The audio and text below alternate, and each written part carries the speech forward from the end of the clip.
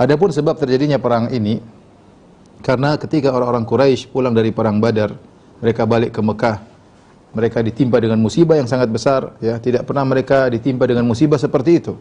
Kenapa? Karena tokoh-tokoh mereka, pembesar-pembesar mereka, Abu Jahal, kemudian Umayyah bin Khalaf dan yang lain-lainnya dibunuh dan terbunuh dalam perang Badar, sehingga mereka sangat malu, ya, karena mereka orang Quraisy memiliki pamor dan popularitas yang luar biasa di antara kabilah-kabilah Arab. Kabilah paling top kabilah Quraisy. Ya, kemudian yang lebih memalukan lagi, mereka banyak. Mereka 1000 orang kalah dengan 300 orang. Ya, ini hal yang sangat memalukan. Kemudian lagi dalam kekalahan tersebut ternyata yang tewas adalah pembesar-pembesar mereka. Ya, saking begitu mereka malu ketika mereka pulang ke kota Mekah, mereka melarang tidak ada yang boleh menangis. Tidak ada yang boleh menangis. Semua harus menahan rasa tangis demi untuk tidak mempermalukan diri. Justru tatkala mereka mendam tangisan mereka itu, kesedihan mereka, semakin pedih luka dalam hati mereka. Sehingga dendam mereka dendam kusumat yang sangat mendalam. Akhirnya mereka persiapan selama setahun untuk bisa membalas kekalahan mereka dalam perang Badar, ya. Maka di antara yang mereka lakukan adalah semua harta yang selamat yang dibawa oleh Abu Sufyan ketika di awal perang Badar, kita cerita ketika Nabi SAW hendak menghadang kafilah dagang Abu Sufyan, karena Abu Sufyan pulang dari negeri Syam membawa harta yang sangat banyak, yaitu hasil jual beli penduduk kota Mekah. Ya, kita sampaikan bahwasanya orang-orang Mekah, mereka penghasilan mereka adalah perdagangan. Jadi mereka kirim misalnya Abu Sufyan bersama rombongannya untuk pergi ke negeri Syam untuk berdagang, kemudian hasilnya mereka bawa pulang. Nah, ketika mereka Abu Sufyan hendak pulang menuju kota Mekah lewat Madinah, dari negeri Syam lewat Madinah, ya, karena negeri Syam di atas, di utara, Madinah baru Mekah. Jadi kalau mau ke Mekah lewat Madinah. Disinilah Nabi SAW menghadang untuk merebut harta mereka. Kemudian akhirnya Abu Sufyan kabur. Sebagaimana pernah kita jelaskan, yang terjadi perang Badar, pasukan dari Mekah menyerang, sementara kafilah dagang Abu Sufyan kabur menuju sampai Mekah. Dan kafilah dagang tersebut membawa harta yang sangat banyak, ya, sangat banyak. Jadi disebutkan di antaranya harta yang ada dalam kafilah dagang tersebut adalah 1000 ekor onta. Kafilah dagang tersebut membawa 1000 ekor onta dengan emas sebanyak 50.000 dinar. 50.000 dinar, ya. 50.000 saya sering sampaikan, 1 dinar kalau dikonversikan sekarang adalah 4/4 gram emas. 4/4 gram emas. Taruhlah kalau 4 gram kali 50.000 berapa itu? Ya, banyak, ya. Berarti 50.000 berarti 200.000 gram, berarti sekitar 200 kilo lebih emas. Ini jumlah yang banyak, 200 kilo, ya, bukan sedikit, apalagi di zaman tersebut. Nah, semua harta ini mereka infakkan di jalan syaitan. Mereka infakkan di jalan syaitan. Ya, Allah Subhanahu wa taala menyebutkan di antara sebab turunnya ayat, innal ladzina kafaru yunfiquna amwalahum liyasuddu an sabilillah fasayunfiqunaha thumma takunu 'alaihim hasratan thumma yughlabun walladzina kafaru ila jahannama yuhsyarun. Kata Allah Subhanahu wa taala, sungguhnya orang-orang kafir yunfiquna amwalahum, mereka menginfakkan harta mereka liyasuddu an sabilillah, untuk menghalangi orang dari jalan Allah Subhanahu wa taala. Di antaranya ini hartanya orang-orang Quraisy di Mekah, sudah kita sedekahkan untuk musuhi berperang melawan Muhammad. Jadi jangan disangka, ya ikhwan, ya akhwat, para jamaah sekalian, jangan disangka cuma kita orang Islam yang berinfak di jalan Allah. Mereka orang-orang kafir, mereka juga berinfak di jalan iblis. Mereka juga berinfak di jalan iblis. Kalau mereka rela mengorbankan uang yang banyak dalam rangka masuk dalam neraka jahanam, setiap infak yang mereka infakkan semakin menjadi hasrah, penyesalan bagi mereka, mengantarkan mereka dalam neraka jahanam. Bagaimana kita dengan orang Islam? Setiap infak yang kita berikan akan mengantarkan kita menuju surga dan semakin meningkatkan derajat kita di sisi Allah Subhanahu wa taala. Maka seorang berusaha, ya, sadar bahwasanya yang berkorban bukan cuma orang-orang Islam. Orang kafir juga mereka berkorban, mereka juga ada infak. Lihatlah di sini, 1000 ekor onta mereka infakkan bersama sekitar 200 kilogram lebih, ya. Ya berarti 200 kilogram lebih emas untuk berjihad di jalan syaitan. Maka orang Quraisy pun mempersiapkan diri mereka untuk memerangi Rasulullah sallallahu alaihi wasallam. Sebelum mereka berperang, maka mereka ngirim berbagai utusan di berbagai negara, di negeri, berbagai wilayah, dikumpulkan diprovokasi agar bergabung dengan orang Quraisy, agar pasukan orang Quraisy semakin banyak. Berangkatlah ke sana kemari, memprovokasi, ya, memotivasi orang-orang agar ikut perang bersama mereka untuk menggulingkan kota Madinah, untuk membumi hanguskan kota Madinah, membunuh Muhammad dan para sahabatnya. Maka di antaranya mereka minta izin, mereka memotivasi Abu Azzah Al-Jumahi. Kita pernah jelaskan dalam perang Badar, Abu Azzah Al-Jumahi adalah seorang penyair orang Quraisy yang dia ditawan dalam perang Badar, ya. Kemudian dia miskin, ya. Akhirnya dia minta, "Ya Rasulullah, ya Muhammad, lepaskanlah aku." Sampai kata sebagian sahabat, "Ya Rasulullah, biar saya patahin giginya biar dia tidak bisa bersyair." Karena dia sering bersyair menggulingkan atau menjatuhkan kaum muslimin. Kita tahu bahwasanya di antara media yang tatkala itu dijadikan sarana untuk serang-serangan cyber army adalah di antaranya lewat syair. Nah, Abu Azzah Al-Jumahi adalah seorang penyair kafir Quraisy yang dia sering bersyair untuk menjatuhkan mental kaum muslimin. Maka ketika dia ditangkap dalam perang Badar, sebagian sahabat mengatakan, "Rasulullah, biar saya patahkan giginya biar dia tidak bisa bersyair lagi." Namun dia mengatakan, "Ya Muhammad, kasihan saya punya anak." Akhirnya Rasulullah bebaskan dia, tapi Rasulullah ambil janji, "Kau jangan lagi membantu orang-orang kafir kalau menyerang kami." Kau jangan lagi membantu orang kafir menyerang kami. Dan Abu Azzah Al-Jumahi akhirnya berjanji dan dia tidak akan mendukung orang-orang kafir lagi. Rupanya dia dirayu oleh orang-orang Quraisy, di antaranya Safwan bin Umayyah. Safwan bin Umayyah anaknya Umayyah bin Khalaf. Safwan bin Umayyah bin Khalaf. Umayyah bin Khalaf adalah majikannya Bilal yang menyiksa Bilal yang tewas dalam perang Badar sebagaimana sudah kita jelaskan. Maka Safwan bin Umayyah datang ke Abu Azzah. Kemudian Safwan berkata, "Ya Aba Azzah, innaka mru'un syair." Wahai Abu Azzah, engkau seorang penyair. Fa inna bilisanik, bantu kami dengan syair-syairmu untuk memprovokasi orang supaya datang menyerang kota Madinah, untuk menjatuhkan mental kaum muslimin. Fakhruj ma'ana, keluarlah bersama kami, ayo. Abu Azzah mengatakan tidak. Manna alaihi Muhammadun yauma Badar, Muhammad telah memberikan aku anugerah pada hari perang Badar, aku dibebaskan, ya, dan tanpa membayar sama sekali biaya tebusan, aku dibebaskan. Wa ahadtuhu la udhahiru alaihi aduan abadan, dan aku sudah berjanji kepadanya aku tidak akan membantu seorang pun untuk menyerang dia. Aku sama sekali tidak membantu musuhnya. Ya, wa ana afilahu bima ahadtuhu alaihi, dan aku akan menunaikan janjiku. Apa kata Safwan bin Umayyah? Dia orang kaya. Dia mengatakan, sementara Abu Azzah Al-Jumahi orang miskin, dia berkata, "Ukhruj ma'ana walaka Allahu alayya in raja'ta an ughnika wa in usibta an aj'ala banatika ma'abanati." Kata dia, untuk kau demi Allah, kata Safwan bin Umayyah, saya bersumpah demi Allah, jika kau ikut dalam perang berikut ini, yaitu perang Uhud, dan kau selamat, aku akan menjadikan kau orang kaya. Jangan kau khawatir. Kalau ternyata kau meninggal dalam perang Uhud, anak-anakmu akan saya rawat, akan jadi tanggunganku. Sama aku jadikan seperti anak-anakku, seperti putri-putriku.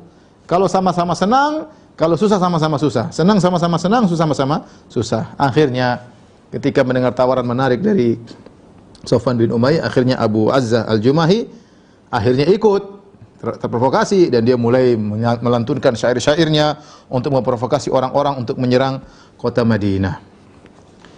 Tapi mulailah berkumpul orang satu demi satu bergabung dengan pasukan Quraisy. Di antara yang ikut dalam peperangan adalah Wahsy yang akhirnya membunuh Hamzah, paman Nabi sallallahu alaihi wasallam, Hamzah bin Abdul Muttalib. Siapakah Wahsy? Wahsy adalah budaknya Jubair bin Mut'im. Jubair bin Mut'im, ya, bapaknya Mut'im bin Adi. Jubair bin Mut'im punya paman namanya Tu'aimah bin Adi. Tu'aimah bin Adi ini pamannya Jubair bin Mut'im. Ketika itu masih kafir. Jubair bin Mut'im sahabat radhiyallahu anhu, tapi ketika itu masih kafir. Dia punya paman Tu'aimah bin Adi dibunuh oleh Hamzah dalam perang Badar. Maka dia dendam. Pamannya dibunuh. Dia datang kepada Wahsy, budak Habasyi. Dan dia adalah orang yang sangat pandai dalam melempar hirbah, yaitu tombak, dan jarang meleset. Maka dia berkata, "Ukhruj ma'an nas, wahai budakku Wahsy, keluarlah bersama orang-orang untuk berperang. Fa in anta qatalta Hamzata amma Muhammadin bi ammi Tu'aimah bin Adi fa anta hur." Kalau kau bisa bunuh pamannya Muhammad sebagaimana pamanku terbunuh, kalau kau bisa bunuh Hamzah pamannya Muhammad sebagaimana pamanku Tu'aimah bin Adi terbunuh, maka kau akan bebas, kau merdeka. Dan Hamzah yang telah membunuh pamanku, ya, tatkala perang perang Badar. Maka keluarlah Wahsy bersama pasukan mereka dan dia tidak ingin ikut perang, dia cuma ingin tujuannya membunuh Hamzah. Kenapa? Apa cita-cita seorang budak? Cita-citanya ingin merdeka. Itu yang diharapkan merdeka. Nah, sekarang ada jalan terbuka untuk mereka. Gimana? Bunuh Hamzah, itu aja. Syaratnya bunuh Hamzah. Akhirnya orang Quraisy terus mengumpulkan pasukan-pasukan dari sana sini, pergi ke sana kemari. Mengumpulkan orang Arab semua dari Kinana, dari Tihamah, ya, mereka kumpul untuk memerangi Rasulullah sallallahu alaihi wasallam, ya. Kemudian juga bergabung dengan mereka Abu Amir Al-Fasiq. Abu Amir Al-Fasiq adalah bapaknya Hanzalah bin Amir. Ya, Hanzalah bin Abi Amir. Hanzalah yang kenal dengan Ghasilul Malaika, yang meninggal kemudian dimandikan oleh para malaikat, bapaknya Abu Amir. Abu Amir Al-Fasiq. Ya, kemudian Abu Amir Al-Fasiq membawa 50 orang dari kaumnya gabung. Akhirnya terkumpullah pasukan kaum Quraisy 3.000 pasukan, 3.000 prajurit. Di antara mereka ada 700 orang yang memakai baju perang, Ya, tidak semua orang kaya tatkala itu. Tidak semua orang memiliki baju besi untuk berperang. Sehingga yang punya baju perang, baju besi cuma 700 orang. Kemudian bersama mereka ada 200 pasukan berkuda. Ya. Kemudian ada 3.000 onta. Ini pasukannya. Ya, 3.000 orang. Di antara mereka ada 700 pakai baju perang, dan di antara mereka 200 pasukan berkuda dan sekaligus membawa 3.000 ekor onta. Bahkan di antara trik yang mereka lakukan, pembesar-pembesar mereka membawa istri-istri mereka dalam perang Uhud. Supaya apa? Supaya mereka tidak kabur. Karena kalau bawa istri, mereka tahu kalau mereka kalah, istri mereka jadi tawanan, akan dijadikan budak oleh kaum muslimin. Sehingga mereka bawa perempuan-perempuan, istri-istri mereka, supaya mereka semakin kokoh dalam peperangan. Bagaimana perang mereka ditonton oleh istri-istri mereka, supaya mereka tetap gagah dalam medan pertempuran, lebih baik mati ya daripada hidup kemudian istri ditawan oleh musuh. Oleh karenanya ada sekitar 15 wanita ikut perang bersama mereka, ya. Di antaranya Abu Sufyan. Abu Sufyan radhiyallahu anhu ketika itu pengganti Abu Jahal. Dia pengganti Abu Jahal, ini masih kafir waktu itu. Inilah panglima besarnya, panglima umum. Ya, dia bawa istrinya Hind bintu Utbah bin Rabi'ah. Utbah bin Rabi'ah sudah tewas juga, ya. Kemudian Ikrimah bin Abi Jahal, anaknya Abu Jahal, Ikrimah bawa istrinya Ummu Hakim, istrinya dibawa. Ummu Hakim bintil Harith bin Hisham. Kemudian Talha bin Abi Talha bawa istrinya Sulafah binti Sa'ad, dibawa. Ya. Kemudian Safwan bin Umayyah, dia bawa istrinya Barzah binti Mas'ud As-Saqafiyah. Kemudian Amr bin As bawa istrinya Raitah binti Munabbih bin Al-Hajjaj. Kemudian beberapa wanita yang lain, jumlah mereka sekitar 15 orang. Keluar ikut serta. Apa fungsi 15 wanita ini? Mereka bawa duf, bawa rebana. Ya. Bawa khamr, kasih semangat suami-suami mereka, kasih semangat pasukan. Kemudian mereka provokasi, menangis. Bagaimana tokoh-tokoh kita meninggal dalam perang Badar, ya. Supaya orang-orang semangat terprovokasi. Jadi mereka menangisi orang-orang yang tewas dalam perang Badar, menangisi Abu Jahal, menangisi Umayyah bin Khalaf, Utbah bin Rabi'ah, Syaibah bin Rabi'ah, ya. Uqbah bin Abi Mu'ayyid, tokoh-tokoh yang sudah tewas mereka tangisi, ya. Dan ini rata-rata, ya, yang datang sebagai pemimpin adalah anak-anak dari tokoh-tokoh tersebut. Kita tadi Ikrimah, anaknya Abu Jahal, ya. Kemudian Safwan bin Umayyah, anaknya Ubayyah bin Khalaf. Ya, jelas bagaimana dendam tidak berkobar. Yang terbunuh di perang Badar bapak-bapak mereka, ya. Contohnya tadi Safwan, istrinya juga Barzah, Amr bin As, istrinya adalah Raitah binti Munabbih. Sementara Munabbih juga tewas dalam perang Badar, ya. Jadi membuat mereka semakin membara dendam mereka. Sehingga tugas-tugas para wanita ini adalah memainkan rebana, membuat semangat, menyiapkan khamr, kemudian menangisi orang-orang yang sudah mati dalam perang Badar, kemudian memprovokasi, memotivasi, menyemangati, mengobarkan semangat para laki untuk berperang agar tidak kabur dalam peperangan. Pimpinan utama adalah Abu Sufyan. Adapun pimpinan pasukan berkuda adalah Khalid ibn Walid. Masih kafir. Abu Sufyan masih kafir, Khalid bin Walid masih kafir. Kemudian Khalid bin Walid dibantu oleh Ikrimah bin Abi Jahal. Ya. Adapun bendera peperangan dipegang oleh anak-anak Abduddar. Bani Abduddar. Ketika pasukan sudah berkumpul 3.000 orang, Al-Abbas bin Abdul Muttalib, paman Nabi ini perkara menakjubkan, dia belum masuk Islam, Al-Abbas bin Abdul Muttalib. Ya, tetapi dia sejak awal sudah perhatian sama Nabi sallallahu alaihi wasallam. Sudah pernah cerita sejak dahulu, kita sudah cerita lama ketika orang-orang Ansar datang, orang-orang Madinah datang untuk mengambil janji dengan Nabi sallallahu alaihi wasallam agar Nabi berhijrah ke kota Madinah. Siapa yang nemani Nabi? Al-Abbas bin Abdul Muttalib, pamannya, padahal masih kafir. Dia sayang sama Nabi sallallahu alaihi wasallam meskipun status KTP-nya masih kafir. Ya, ketika dia ditangkap dalam perang Badar juga dia bilang sudah Islam tapi KTP-nya masih kafir, gampangannya demikian sederhananya. Tetapi dia perhatian sama Nabi sallallahu alaihi wasallam sejak Nabi belum berhijrah sampai Nabi sudah berhijrah. Di antara perhatian Al-Abbas bin Abdul Muttalib radhiyallahu anhu, dia nulis surat kepada Rasulullah sallallahu alaihi wasallam. Ya. Kemudian dia jelaskan tentang perincian pasukannya orang-orang Quraisy. Kemudian dia berikan surat tersebut kepada seorang dari Bani Ghifar. Dia bayar, ya. Dia syaratkan dalam 3 hari kau harus sampaikan surat ini kepada Muhammad. Maka dia pun bergerak dengan cepat, ya, karena pasukan Quraisy untuk berangkat dari Mekah menuju Madinah butuh perjalanan jauh, ada sekitar 500 kilo, ya. Mungkin bisa seminggu. Ini dia cepat lebih dahulu. Sebelum Quraisy berangkat, dia sudah berangkat lebih dahulu untuk menyampaikan surat tersebut kepada Nabi sallallahu alaihi wasallam. Ketika itu Rasulullah SAW sedang berada di Masjid Quba, maka Nabi sallallahu alaihi wasallam terima surat, akhirnya Rasulullah SAW baca, ya.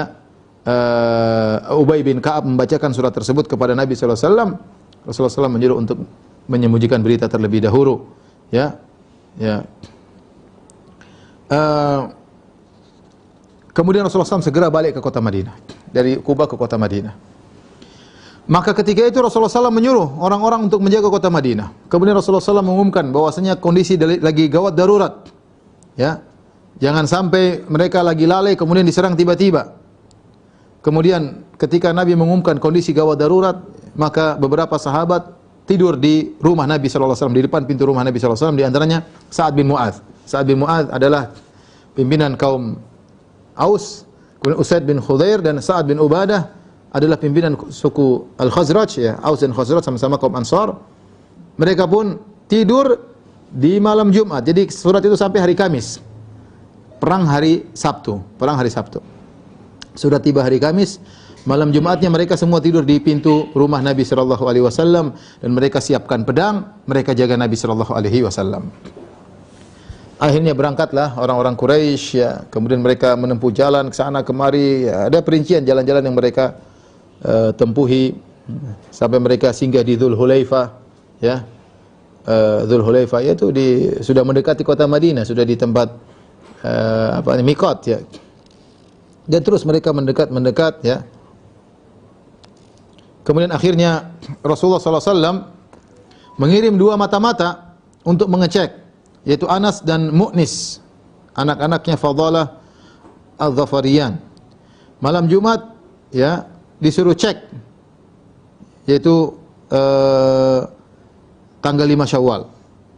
Maka setelah mereka cek, mereka laporkan kepada Nabi sallallahu alaihi wasallam, ya, bahwasanya mereka telah melepaskan pasukan kaum musyrikin, ya, telah melepaskan unta-unta mereka dan kuda-kuda mereka di zara' lil muslimin, yaitu di kebun-kebun kaum muslimin. Sampai dimakanin semua kebun-kebun kaum muslimin. Kemudian Rasulullah sallallahu alaihi wasallam mengutus Al-Hubab bin Al-Munzir untuk mengecek berapa jumlah mereka. Maka kemudian Al-Hubab bin Al-Munzir mengabarkan jumlah mereka sekitar 3.000 orang, ya. Di malam Jumat tersebut ketika Rasulullah SAW tidur, ya, Rasulullah SAW bermimpi dengan mimpi yang aneh. Kemudian Rasulullah SAW kabarkan mimpinya pada hari Jumat. Rasulullah kabarkan kepada para sahabat tentang mimpi beliau. Kata beliau kepada para sahabat, "Inni qad ra'ait wallahi khairan." Sungguh aku semalam bermimpi dan demi Allah ini mimpi yang baik. Ya, Rasulullah tetap berbaik sangka, ya. Ra'aitu baqaran tuzbah, aku bermimpi melihat seekor sapi disembelih. Wa ra'aitu fi dhubabi sayfi Salman, dan aku lihat di mata pedangku ada yang pecah. Wa ra'aitu anni adkhaltu yadi fi dir'in hasina, dan aku lihat dalam mimpiku aku masukkan tanganku dalam dirak, dalam baju perangku yang kokoh. 3 yang dia lihat. Rasulullah SAW dia 3. Ada sapi disembelih, kemudian ada mata pedang yang patah, dan Rasulullah masukkan tangannya ke dalam baju perangnya. Ketika para sahabat dikabarkan oleh Nabi tentang mimpi tersebut, maka apa kata para sahabat? Ya Rasulullah, madza awwalta ru'yak? Apa takwil mimpimu ya Rasulullah? Maka Rasulullah SAW berkata, fa ammal baqaru, adapun sapi yang aku lihat disembelih, fahiya nasun min ashabi yuqtalun. Akan ada sekelompok dari sahabat-sahabatku terbunuh dalam perang ini. Wa amma thalmu alladhi ra'aitu fi dhubabi sayfi.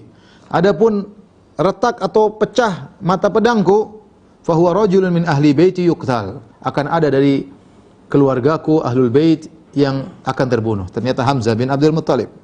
Wa awaltu dir'al hasinah, adapun baju perang yang kokoh, masuknya adalah Al-Madinah, kota Madinah akan mengayomiku. Ya.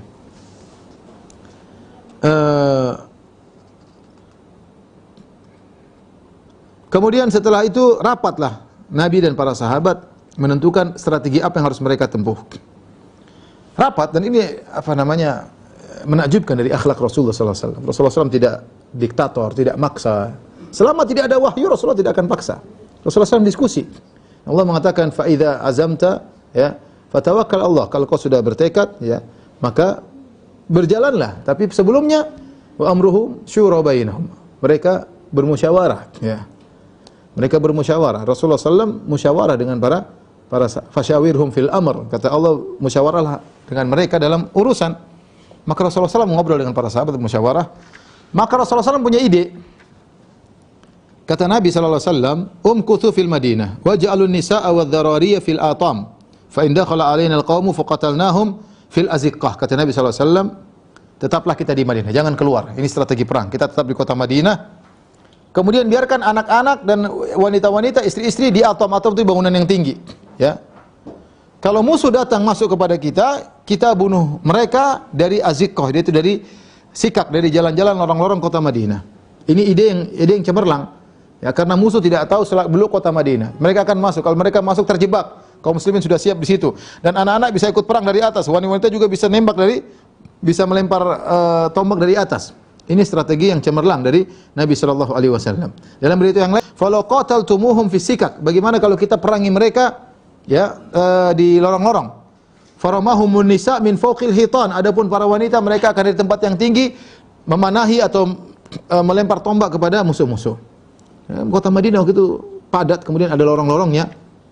Ya. Dan ini ide Rasulullah sallallahu alaihi wasallam. Dan ini adalah ide orang-orang senior. Ini idenya Nabi sallallahu alaihi wasallam, idenya Abu Bakar, disepakati Abu Bakar, Umar, tokoh-tokoh senior, dan disepakati juga oleh kepala orang munafik Abdullah bin Ubay bin Salul. Abdullah bin Ubay bin Salul juga termasuk senior, dia KTP-nya Islam, dia sudah masuk Islam. Dan dia juga sepakat dengan ide tersebut, dan dia hadir dalam rapat tadi. Ya. Kenapa dia setuju dengan ide Nabi sallallahu alaihi wasallam? Bukan karena berani, tapi karena itu lebih selamat, lebih aman ya. Sungguhnya dia seorang munafik. Ternyata para pemuda mereka punya ide lain. Mereka punya ide lain. Mereka bilang, ya Rasulullah, ya, ini karena bukan wahyu dari Allah. Ya, kita punya ide, kita ingin keluar. Jangan nongkrong jangan jadi jagoan kandang. Gampangnya demikian. Ya. Terutama orang-orang yang tidak sempat ikut perang Badar, mereka sangat semangat. Dan mereka tahu bagaimana keutamaan perang Badar sehingga mereka tidak ingin luput dalam perang Uhud, sehingga ingin juga cari pahala. Ya, mereka berkata, ya Rasulullah, wallahi ma dukhila alaina fiha fil jahiliyah fa kaifa yudkhal alaina fiha fil Islam. Ya Rasulullah, kita waktu masih jahiliyah, kita bukan jago kandang, tidak ada yang datang menyerang ke kota Madinah. Itu masih jahiliyah. Sekarang kita sudah Islam, bagaimana kita biarkan musuh-musuh datang ke kota Madinah? Kita keluar serang mereka. Gampangannya mereka mengatakan, ya Rasulullah, kita waktu masih musyrik bukan jagoan kandang. Kita keluar, apalagi sudah Islam. Ukhruj bina ila a'daina. Ya Rasulullah, ajak kami keluar menuju mereka. La yarawna anna jubunna wa dha'ufna. Ya, jangan sampai mereka lihat kita ini disangka penakut dan pengecut. Ayo kita keluar. Orang-orang Rasulullah SAW ngalah kepada anak-anak muda ini, ya, anak-anak muda. Adapun Abdullah bin Ubay bin Salul, dia menentang. Dia bilang, ya Rasulullah, akim fil Madinah. Ya Rasulullah, jangan keluar. Kita di kota Madinah saja, jangan keluar. Ya. Kalau kita keluar nanti kita pasti celaka ya Rasulullah. Ya. Kalau mereka yang masuk di kota Madinah, kita yang habisi mereka. Da'hum ya Rasulullah, biarin anak muda, enggak usah dengan mereka.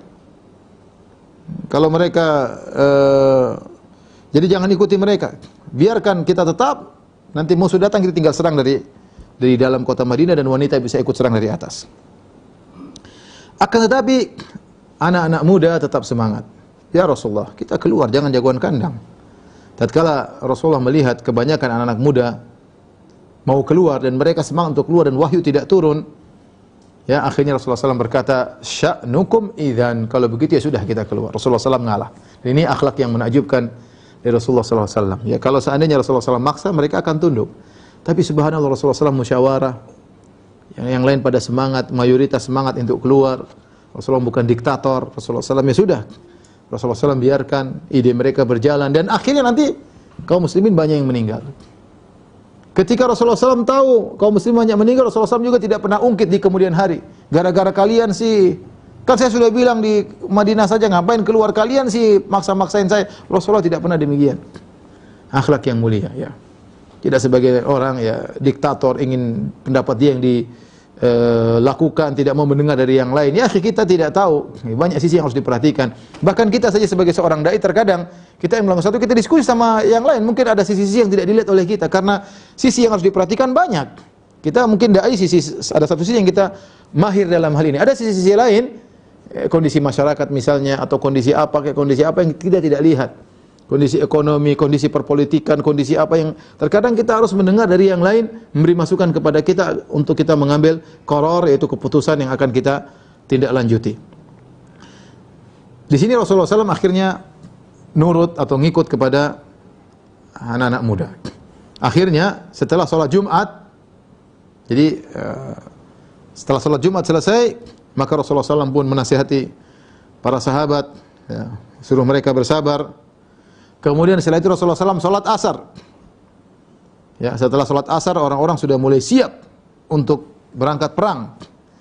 Mereka semua sudah nunggu Rasulullah SAW keluar dari rumahnya untuk berangkat perang. Maka akhirnya Sa'ad bin Mu'adz dan Usaid bin Hudzair ya menegur para sahabat yang lain, anak-anak muda. Kata mereka, istakrahtum Rasulullah SAW alal khuruj. Kalian telah maksa Nabi untuk keluar. Harusnya sudahlah. Kita di Madinah aja enggak usah keluar. Wa a'lamu billahi wa bima yurid. Rasulullah lebih tahu tentang Allah dan dia tahu apa yang Allah kehendaki. Wal wahyu yanzilu alaihi minas sama. Wahyu turun kepada Nabi sallallahu alaihi wasallam. Faruddul amra ilaihi. Wahai para sahabatku, wahai anak-anak muda, sudah serahkan urusan kepada Rasulullah sallallahu alaihi wasallam. Fanadimu jami'an. Mereka semua menyesal. Kenapa kita paksa-paksa Nabi sallallahu alaihi wasallam? Mereka menyesal. Akhirnya Rasulullah SAW keluar dari rumahnya. Faqad labisa la'matahu, sudah pakai baju perangnya. Bahkan dhahara baina dir'ain, bahkan dua baju perang. Tidak biasanya Rasulullah biasanya pakai baju besi satu, ini double. Ya. Wa taqallada sayf, beliau sudah bawa pedangnya. Tatkala orang-orang sudah melihat Nabi sudah pakai baju perang, mereka pun bangkit. Kemudian mereka datang, ya Rasulullah, mohon maaf kami ya Rasulullah, kami tidak ingin menyelisih engkau, kami tidak ingin maksa engkau ya Rasulullah. Terserah, lakukan apa yang kau kehendaki ya Rasulullah. Intinya kalau kau di Madinah, sudah kita di Madinah saja, terserah Rasulullah. Mereka menyesal, minta maaf. Apa kata Nabi SAW? Mengajarkan tentang kalau sudah punya azam harus berjalan. Kata Nabi SAW, ma yanbaghi li nabiyyin idza labisa la'matahu an yadha'aha hatta yahkumallahu bainahu wa baina aduwwihi. Tidak pantas bagi seorang nabi kalau sudah pakai baju perangnya lantas kemudian dia tanggalkan sampai Allah putuskan apa yang terjadi antara dia dengan musuhnya. Nabi ajarkan keputusan sudah dijalankan. Keputusan sudah diputuskan dan saya sudah berjalan, tidak boleh potong tengah jalan. Sudah terlanjur. Nabi ajarkan bahwasanya orang kalau sudah memutuskan suatu keputusan serius. Jangan ragu-ragu lagi di tengah jalan. Ya, Nabi berkata tidak pantas bagi seorang nabi kalau sudah pakai baju perang kemudian menanggalkannya kembali sampai Allah putuskan apa yang terjadi antara dia dengan musuhnya. Kemudian Rasulullah SAW beri pengumuman untuk keluar menuju musuh. Taib. Rasulullah SAW kemudian membagikan bendera-bendera peperangan. Adapun bendera peperangan untuk suku Al-Aus dari kaum Ansar, Rasulullah SAW berikan kepada Usaid bin Hudzair. Usaid bin Hudzair pegang bendera untuk kaum Aus. Kemudian bendera untuk suku Al-Khazraj, Rasulullah berikan kepada Al-Hubab ibn al-Munzir. Adapun bendera untuk kaum Muhajirin, Rasulullah SAW berikan kepada Mus'ab bin Umair. Ya, ada sahabat-sahabat mulia, tapi Rasulullah kasihkan kepada Mus'ab bin Umair sebagai bentuk penghargaan kepada Mus'ab bin Umair. Tidakkah kita ingat bahwasanya Mus'ab bin Umair inilah yang diutus oleh Nabi untuk berdakwah di kota Madinah, yang dia berjuang akhirnya kota Madinah penuh orang masuk Islam. Di antara jasa paling besar adalah Mus'ab bin Umair. Maka Nabi berikan bendera peperangan kepada Mus'ab bin Umair. Kemudian Rasulullah SAW menjadikan Ibnu Ummi Maktum untuk menggantikan Nabi di kota Madinah. Beliau buta sehingga jadi imam pengganti Rasulullah SAW.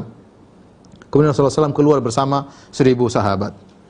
Kemudian Sa'dan, 2 Sa'ad. As-Sa'dan, 2 Sa'ad, ya Sa'ad bin Mu'adz dan Sa'ad bin Ubadah. Sa'ad bin Mu'adz pemimpin kaum Aus, Sa'ad bin Ubadah pemimpin kaum Khazraj. Mereka berjalan di depan Rasulullah SAW.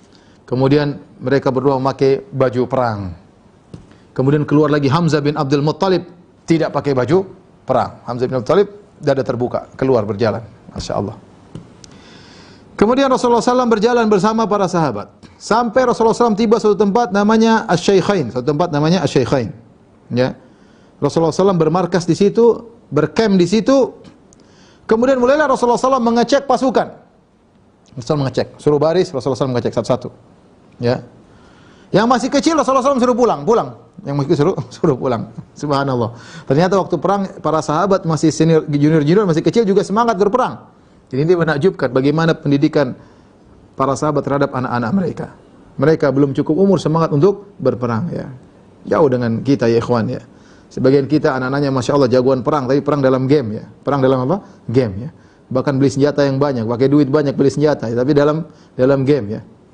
Ini benar-benaran bagaimana anak-anak diberikan semangat Islami, semangat membela agama, sampai mereka kecil-kecil ini ikut semangat untuk berperang. Tapi Nabi suruh pulang. Di antara yang disuruh pulang adalah Abdullah bin Umar, anaknya Umar bin Khattab. Kemudian yang masih kecil juga Zaid bin Thabit. Kemudian Usama bin Zaid, anaknya Zaid bin Harithah. Kemudian Zaid bin Arqam, Al-Bara' bin Azib, semua sahabat-sahabat junior. Kemudian Amr bin Hazm, Usaid bin Zahir, Urabah bin Aus, Abu Sa'id Al-Khudri. Ini semua disuruh pulang oleh Nabi SAW. Masih kecil, di bawah umur, tidak boleh ikut perang. Tadi kita sebutkan di antaranya Ibnu Umar. Kata Ibnu Umar, Rasulullah mengecek pasukan pada waktu perang Uhud dan umur saya masih 14 tahun. Maka Rasulullah tidak membolehkan saya ikut perang. Ketika perang Khandaq saya keluar lagi, dicek lagi. Ternyata umur saya 15 tahun dan Nabi izinkan saya untuk berperang. 14 masih belum boleh, 15 baru boleh ikut perang. Dari sini kata para ulama ini dalil bahwasanya Rasulullah hanya mengizinkan orang yang balik yang ikut berperang. Yang masih di bawah umur tidak boleh ikut berperang kecuali memiliki kelebihan khusus. Dan baliknya seseorang bisa diketahui dengan 3 cara bagi lelaki. Pertama, ya, dengan ihtilam. Jika seorang mimpi, maka dia balik. Yang kedua, atau jika telah tumbuh rambut di sekitar kemaluannya, meskipun dia belum mimpi, kalau sudah tumbuh rambut di sekitar kemaluan dianggap balik.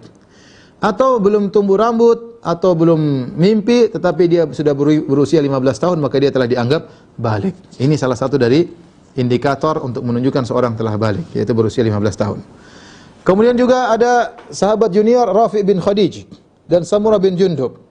Mereka berdua masih junior, tetapi Rafi' bin Khadij meskipun belum cukup usia, tapi beliau mahir dalam memanah. Maka Nabi izinkan dia ikut perang. Kemudian Samurah bin Jundub protes. Dia berkata, "Ya Rasulullah, aku lebih jago daripada Rafi'. Kenapa Rafi' kau izinkan, aku tidak?" Masya Allah, semangat perang. Ya. Ana asra'uhu, saya kalau berduel sama dia, saya kalahin dia. Ya. Maka Rasulullah SAW ketika mendengar hal tersebut, Rasulullah SAW suruh mereka untuk coba bergulat. Ya. Maka mereka pun bergulat dan ternyata benar. Samurah menggulingkan Rafi'. Dan ini boleh bergulat latihan, tidak ada masalah. Ketika Samurah menggulingkan Rafi', maka kemudian Rasulullah SAW mengizinkan Samurah dan Rafi' bin Khadij untuk ikut perang dalam perang Uhud. Ya. Kemudian di tempat tersebut Syaikhain, ya, sekarang kalau tidak salah disebut oleh orang-orang dengan tempat istirahat. Wallahu alam, saya sering dengar di kota Madinah inilah tempat namanya istirahat, yang di mana Rasulullah SAW di malam hari istirahat di situ. Dia tempat dekat Jabal Uhud, ya, sudah dekat dengan Jabal Uhud, ya. Mungkin beberapa ratus meter lagi sudah sampai Jabal Uhud. Rasulullah SAW akhirnya bermalam di situ. Kemudian Rasulullah SAW sholat maghrib, sholat isya. Kemudian Rasulullah SAW memilih 50 orang untuk menjaga camp, berputar-putar berkeliling, yang dipimpin oleh Muhammad bin Maslamah. Kemudian Rasulullah SAW pun istirahat di malam hari tersebut. Ketika terbit pagi hari, hari Sabtu itu menjelang peperangan. Ingat, perang hari Sabtu di waktu duha. perang hari Sabtu di waktu duha, ya. Ketika terbit fajar, maka mereka pun sebelum terbit fajar mereka berjalan, melanjutkan perjalanan di waktu sahur sampai mereka tiba suatu tempat namanya Asy-Syaudh antara Madinah dengan Uhud. Tibalah waktu salat fajar di situ. Maka kemudian Bilal diperintahkan untuk azan, kemudian iqamat. Maka Rasulullah SAW salat bersama para sahabatnya. Di saat itu menjelang peperangan, tiba-tiba Abdullah bin Ubay bin Salul berkhianat. Ya. Kemudian dia ingin balik. Dia balik meninggalkan lokasi peperangan padahal tinggal berapa ratus meter lagi. Dia tinggalkan lokasi peperangan bersama 300 orang munafik. Yaitu dari 1000 sepertiga hilang, tinggal 700. Dan ini bahayanya orang munafik. Orang munafik melakukan tindakan yang berbahaya ini kalau dari awal masih mending, ini menjelang peperangan. Tentunya di malam hari Rasulullah sudah berpikir bagaimana strategi taktik dengan 1000 pasukan, tiba-tiba menjelang peperangan mundur 300 orang. Ini bahaya. Bisa bikin heboh, bisa bikin gaduh, bisa memundurkan, menjatuhkan mental para sahabat. Ya, seandainya mereka mundur dari awal masih mending. Dan ini bahayanya orang munafik, bikin memancing dalam kekeruhan, ya, mengerikan. Memancing di air keruh. Orang lagi sedang ini mereka cari-cari semakin berbahaya, mencari manfaat dalam kondisi demikian. Ya, akhirnya sepertiga dari pasukan mundur. Kemudian Abdullah bin Ubay bin Salul punya dalil, dia berkata, "Asani wa ata'al wildan." Muhammad tidak nurut kepadaku. Kan saya sudah bilang harusnya kita menetap di kota Madinah. Dan dia nih nurut anak-anak kecil, anak-anak muda, junior-junior. Wa man la ra'ya lahu ma nadri ala ma naqtul anfusana. Dan kalau orang yang tidak bisa punya pendapat, tidak bisa dipegang pendapatnya, terus ngapain kita bunuh diri kita? Irji'u ayuhan nas, ayo kita pulang. Maka orang-orang munafik yang dalam diri mereka ada munafik, memang teman-temannya Abdullah bin Ubay bin Salul sebelumnya, akhirnya mereka balik tinggal 700 pasukan. Maka turunlah firman Allah Subhanahu wa taala, ya, berkaitan dengan mereka ini. Tatkala mereka mundur, maka bapaknya Jabir bin Abdullah, namanya Abdullah bin Amr bin Haram, nasihati mereka. Dia kejar mereka, dia berkata, "Ya qaum, udzakirukumullah, alla takhdhulu qaumakum wa nabiyyakum indama hadara min aduwwihim." Wahai kaumku, aku ingatkan kalian kepada Allah, jangan kalian berkhianat, meninggalkan kaum kalian dan meninggalkan nabi kalian tatkala musuh sudah tiba. Qalu law na'lamu annakum tuqatilun ma aslamnakum, ya. Ma aslamnakum walakinna la nara an yakuna qitalun, ya. Kata mereka, kami kalau tahu kalian bakalan berperang, tentu kalian tidak akan berangkat, tapi kami menyangka tidak akan terjadi peperangan. Ini cari alasan. Tatkala Abdullah bin Haram menasihati mereka dan mereka tetap ngeyel, tetap hendak pergi, maka Abdullah bin Haram mengingatkan mereka, "Ab'adakumullah a'da Allah." Semoga Allah menjauhkan kalian dari rahmat Allah, wahai musuh-musuh Allah. Fasayughnillahu azza wa jalla ankum nabiyahu. Allah akan mencukupkan nabinya dan tidak butuh dengan kalian. Maka turunlah firman Allah Subhanahu wa taala tentang mereka, ya. Di antaranya firman Allah, "Ma kana Allahu liyadharul mu'minina ala ma antum alaihi hatta yamizal khabitha minat thayyib." Allah tidak akan membiarkan kaum mukminin di atas kondisi kalian sampai Allah bedakan mana yang buruk dan mana yang baik. Allah ingin menjadikan pasukan kaum muslimin tatkala itu pasukan yang baik, yang buruk Allah singkirkan. Ya. Kemudian ketika mereka berjalan pergi, ya, sebagian kaum muslimin emosi. Kemudian berkata, "Ya Rasulullah, jangan kita perang dulu lawan orang-orang Quraisy. Kita habisi dulu 300 orang ini. Kita habisi 300 orang ini baru kita perang." Allah tegur mereka, turunlah firman Allah Subhanahu wa taala, "Fama lakum fil munafiqina fi'ataini wallahu arkasahum bima kasabu." Kenapa kalian menjadi dua kelompok menyikapi orang-orang munafik? Sungguhnya Allah Subhanahu wa taala akan membalas mereka akibat perbuatan mereka. Itu enggak usah ribut, sudah fokus perang melawan orang Quraisy, biarkan orang-orang munafik pergi, itu urusan Allah Subhanahu wa taala. Baik. Ketika Abdullah bin Ubay bin Salul memprovokasi, ya, orang-orang untuk balik mundur ke kota Madinah, ya, maka sebagian sahabat terpengaruh, Yang mereka bukan orang munafik, tapi mereka terpengaruh. Mereka adalah Banu Salimah dan Banu Harithah. Mereka ingin balik juga. Karena provokasi Abdullah bin Ubay bin Salul hebat. Kita orang munafik tahu mereka pandai ngomong. Penampilan oke, pandai ngomong, logis. Ya. Akhirnya dua kelompok kaum muslimin terpengaruh, yaitu Banu Salimah dan Banu Harith. Akan tapi Allah Subhanahu wa taala mengkokohkan hati mereka sehingga mereka akhirnya tidak jadi mundur, mereka ikut serta kepada Nabi sallallahu alaihi wasallam. Disitulah Allah turunkan firman-Nya, "Idh hammat ta'ifatani minkum an tafshala wallahu waliyuhuma." Tatkala ada dua kelompok dari kalian bertekad untuk berkeinginan untuk mundur, tetapi Allah waliyuhuma, Allah menolong mereka berdua. Wa 'alallahi falyatawakkalul mu'minun, dan atas kepada Allah hendaknya kalian orang-orang beriman bertawakal. Dan ini adalah ayat memuji mereka. Ya, mereka mau mundur enggak jadi. Dan Allah mengatakan wallahu waliyuhuma, Allah sebagai penolong dua kelompok ini, itu Bani Salimah dan Bani Harithah. Taib. Ya. Setelah itu Rasulullah sallallahu alaihi wasallam ya kemudian mulai menyiapkan pasukan. Yang Rasulullah sallam benar-benar siapkan adalah ya bagaimana strategi dalam peperangan. Di antaranya Rasulullah sallam mempersiapkan sekitar 50 pasukan pemanah ya, yang Rasulullah sallam letakkan di sebuah gunung yang kecil yang disebut dengan Jabalur Rumat, sekarang dikenal dengan Jabalur Rumat, atau nama aslinya adalah Jabalul Ainain, Jabal Al-Ainain ya. Tapi sekarang dikenal dengan Jabal Rumat karena Rumat artinya pasukan pemanah. Artinya pasukan pemanah ya.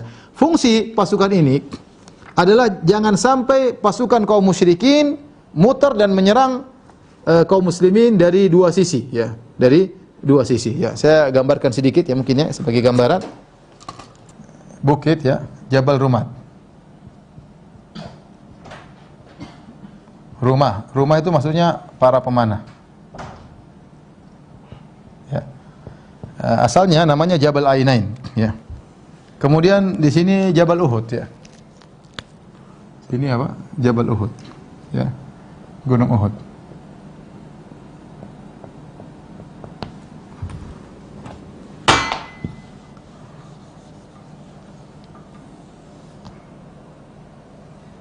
Gunung Uhud.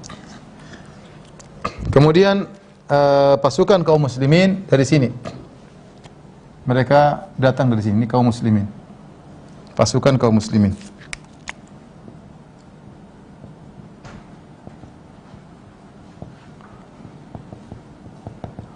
Kemudian pasukan kaum musyrikin dari sini.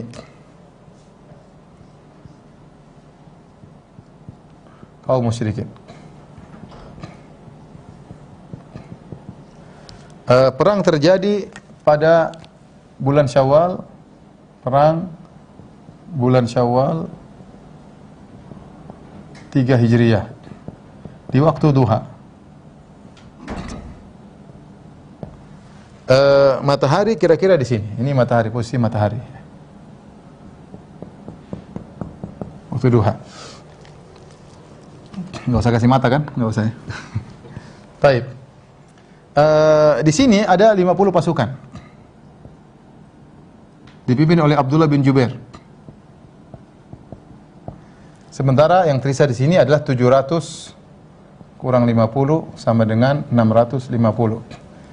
300 munafik udah pulang. Kabur. Kaum musyrikin jumlahnya berapa tadi? 3.000. 3.000 pasukan. Yang 3.000 tersebut tadi di atas berapa tadi? 600 dari berpakaian perang.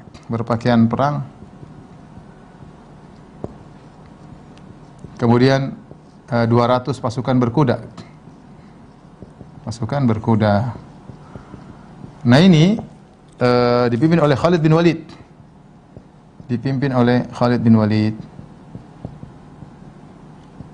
Khalid ibn al-Walid. Nah, Rasulullah sallallahu alaihi wasallam ketika mulai berperang, Rasulullah SAW mewasiati 50 pasukan berkuda, 50 pasukan pemanah ini oleh Abdullah bin Jubair. Kata Rasulullah sallallahu alaihi wasallam, ya, tetaplah kalian di sini, ya. La tabrahu makanakum, jangan kalian ninggalkan tempat kalian. la nu'ta min kibalikum. Jangan sampai mereka datang kemudian mereka menyerang dari dua sisi. Ini kan 3.000 mau dibagi dua. Sebagian mau di-offer untuk menyerang kaum muslimin dari dua sisi. Ini berbahaya. Jadi tugas mereka apa? Untuk memanahi. Tugas mereka adalah memanahi orang-orang musyrikin, ya. Tugasnya memanahi orang-orang musyrikin, pasukan Khalid bin Walid agar tidak mutar dari belakang. Agar tidak mutar dari belakang. Ini fungsinya. Dan Nabi SAW benar-benar kasih wasiat, jangan kalian turun dari tempat ini apapun yang terjadi. Sampai kalau kalian melihat kami menang, jangan kalian turun. Hatta ursila ilaikum, sampai aku kirim perintah berikutnya. Wa in ra'aitumuna, ya, kalau kalian melihat kami hazamnal adu, kami telah mengalahkan musuh, maka fala tabrahu makanakum, jangan turun. Wa in ra'aitumuna, kalau kalian melihat kami, ya, dibunuh oleh musuh dan mayat-mayat kami telah diambil oleh burung-burung, fala tabrahu makanakum, jangan kalian tinggalkan tempat kalian. Supaya apa? Supaya perang fungsinya agar tetap satu arah. Fungsinya apa? Agar perang tetap satu arah. Tetap satu arah. Kenapa kalau satu arah? Kalau satu arah meskipun ini jumlahnya banyak tetap satu arah. Jadi satu arah bisa dilawan. Tapi kalau sudah dua arah, dari sini menyerangi juga, repot di sini. Para sahabat repot. Dari sini datang, dari sini datang, dari sini datang, repot. Tapi kalau satu arah saja tidak ada masalah. Mau sini jumlahnya banyak, 700 lawan 3.000 masih bisa bertahan. Musuh 1 banding 4. Ya. 1 banding 4 ya. 1 banding 4 ya. Ini kaum muslimin. Kemudian kafir Quraisy.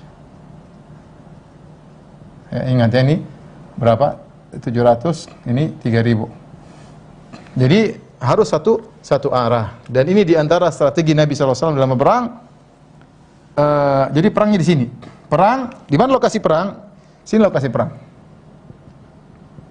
Yang sekarang adalah kuburan. Adalah kuburan. Jadi perang Uhud itu bukan perang di atas gunung, enggak ya. Gunung Uhud ini panjang ya. Gunung Uhud itu panjang ya, apa? Panjang 8 km. Lebar 2 sampai 3 km. Dikatakan Uhud kenapa? Karena dia bukan gunung begini, tapi dia satu aja, gunungnya satu menyatu. Makanya dikatakan Uhud, satu. Jadi kepalanya cuma satu. Ya, beda gunung kan biasanya gunung, kemudian muncul lagi gunung, banyak kepalanya. Taib. Kemudian Nabi menguasai tempat tertinggi, dan ini strategi perang yang baik. Barang siapa menguasai tempat tertinggi mudah untuk menyerang. Nabi lebih dahulu pasang pasukannya di sini, sehingga kalau musuh datang bisa dipanahin. Kemudian strategi yang berikutnya di waktu duha, Nabi pilih tempat yang baik. Kenapa? Karena matahari dari sana. Matahari dari sana dan kaum musyrikin di sini. Kalau mereka berperang, mereka terganggu dengan matahari. Itu di antara strategi perang Nabi SAW. Bagaimana perangnya? Kita tunda pekan depan insyaallah taala. Sampai di sini saja kajian kita kepada jamaah Masjid Tarbiyah. InsyaAllah kita lanjutkan pekan depan biiznillah ta'ala. Kurang lebihnya saya mohon maaf. Wabillahi taufiq wal hidayah. Assalamualaikum warahmatullahi wabarakatuh.